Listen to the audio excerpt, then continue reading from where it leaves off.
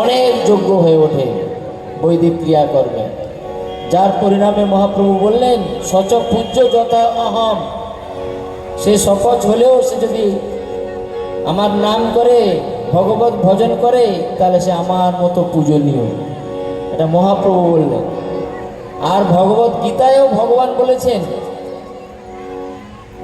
অপি চেত সুদুরাচার ভজতে মাম অনন্য ভাগ সাধুরেব সমন্তব্য সম্যক ব্যবসিত হিস।